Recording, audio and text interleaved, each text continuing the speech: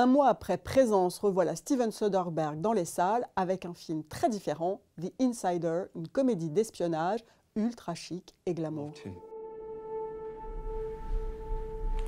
Black bag. Right. You asked how it works. To be with someone in this business, this is how.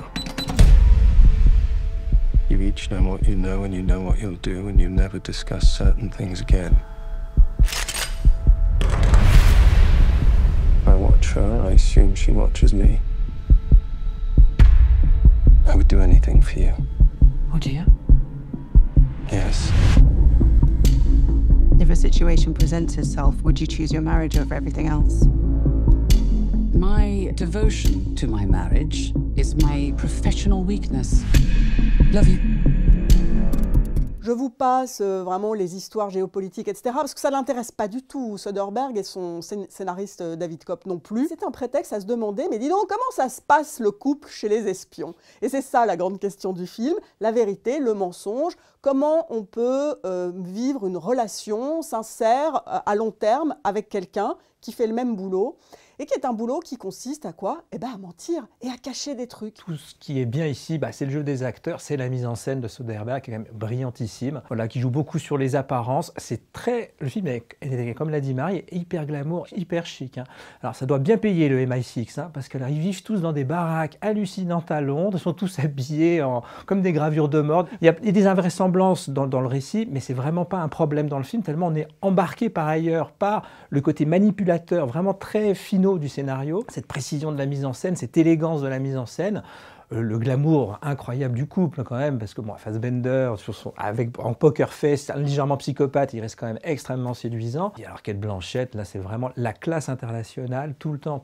Et avec de l'humour, évidemment, Soderbergh est assez bon quand même pour mettre de l'humour, et le film est quand même beaucoup en sous-entendu, assez malin dans les dialogues. Et à quelques scènes d'anthologie, notamment la première, qui est vraiment une scène de repas chez le couple Fassbender-Blanchett. Et bon, il a la main un peu lourde sur le sérum de vérité qu'il a mis dans le plat qu'il fait manger à tous ses convives, et voilà, ça donne une scène absolument délicieuse, très drôle, très caustique, de dialogue, voilà, qui donne vraiment le ton du film. Et on sent bien que là, le défi, c'est comment je vais filmer ce dîner pour qu'il ne ressemble pas à n'importe quel dîner. Et c'est un dîner qui va tourner au jeu de vérité, mais au jeu de massacre en réalité.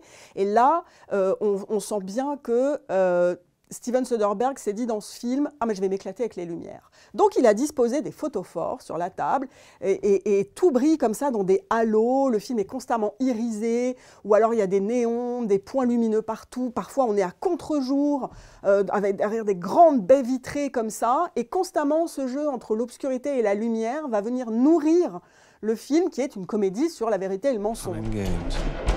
Is it true? No one can lie to you? I don't like liars. If it is Catherine, do you really think you can do it? I don't know. Maybe this is all your greatest game, George. It's a very dangerous line of work. C'est extrêmement ramassé, c'est extrêmement précis, c'est extrêmement virtuose.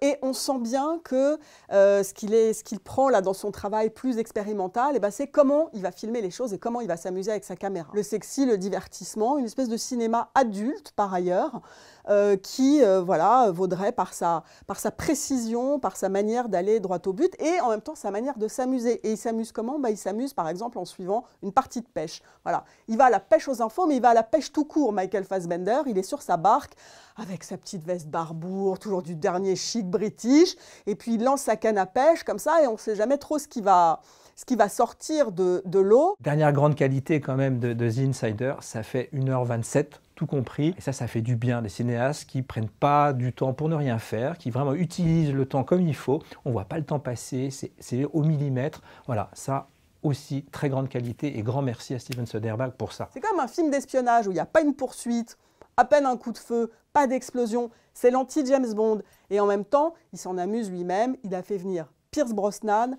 4 fois James Bond de 1995 à 2002, pour jouer une espèce d'espion vieillissant et rougeau, faut bien le dire. Donc il s'en amuse, tout ça, Soderbergh. Il joue avec les codes, etc. Mais lui, ce qui l'intéresse là-dedans, c'est le cœur. The Insider, c'est pas James Bond, c'est plutôt John le Carré, mais en version sexy, et c'est bien. Donc The Insider, I mean, c'est très bien.